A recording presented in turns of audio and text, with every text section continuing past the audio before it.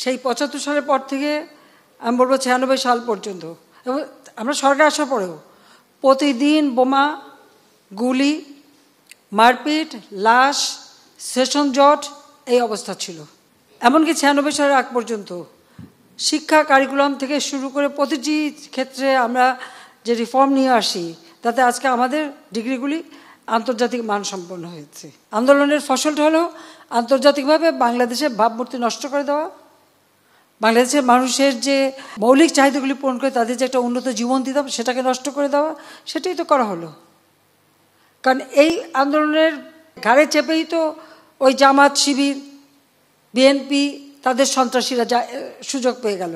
তাহলে আমার প্রশ্ন যে কি অপরাধটা কি করলাম? তাহলে মানুষের জীবনমান উন্নত করা, মানুষের খাদ্যের ব্যবস্থা করা, চিকিৎসার ব্যবস্থা করা, বিনা পয়সায় চিকিৎসা দিচ্ছি। হ্যাঁ, আমার বাবা মা সবাইকে হত্যা করেছে, তারপরেও সেই কষ্ট বুকে নিয়েও আমি এসে শুধুমাত্র এই দেশের মানুষের ভাগ্য পরিবর্তন, মানুষের একটু ভালো থাকবে, মানুষের একটু উন্নত জীবন পাবে। আন্তর্জাতিকভাবে আমরা মুক্তিযুদ্ধে বিজয় অর্জন করেছি, বিজয়ী জাতি হিসেবে আমরা যেন একটু মাথা উঁচু করে দাঁড়াতে পারি, মাথা উঁচু করে সম্মানের সাথে চলতে পারি।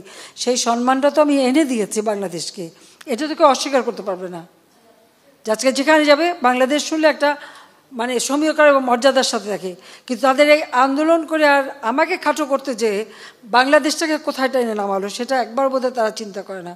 এদের মধ্যে যদি এতটুকু দেশপ্রেম থাকতো, এতটুকু দায়িত্ববোধ থাকতো, তাহলে এতটা করতো না যে বাংলাদেশটাকে আমি দিন রাত অক্লান্ত পরিশ্রম করি আজকে বিশ্বে একটা সম্মানের জায়গায় নিয়ে এসলাম, সেটাকে ধূলিসাৎ করে দিল। এটাই হচ্ছে সবচেয়ে দুঃখের। আরেকটা কথা যে এরা এত টাকা কোথা থেকে পায়, এত টাকা কোথা থেকে পেল? প্রতিদিনে তার আন্দোলন এসে যে খরচ, কে দিয়েছে টাকা?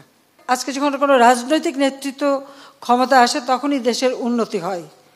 ৭৫ সালের পর তো মিলিটারি ডিক্টেটররা ছিল, একের পর এক ক্ষমতা ছিল ক্যান্টনমেন্টের ভিতরে। দেশের কতটুকু উন্নতি হয়েছিল? কতটুকু দেশ এগিয়েছিল? কিছুই না। আমাদের সাক্ষরতার হারই ছিল মাত্র ৪৫%। আজকে আমরা ৭৮% উন্নীত করেছি। আজকে ডিজিটাল বাংলাদেশ কে করেছে? হাতে মোবাইল ফোন, ল্যাপটপ, ইন্টারনেট। এই ৯৬ সালের আগে একজনকেও দেখিনি ইন্টারনেট ব্যবহার করে। যারা বিদেশ থেকে আসছে হয়তো ২-৪ জন।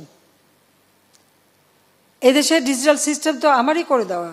হাতে হাতে মোবাইল ফোন, এটা তো আওয়ামী লীগ সরকারই করেছে, আওয়ামী লীগই করে দিয়েছে। মানে যে কাজগুলি জনগণের জন্য আর জনগণের সবগুলি একে একে তারা ধ্বংস করে দিল। কার স্বার্থে? কার সাথে এটা তারা করছে সেটাই আমার প্রশ্ন।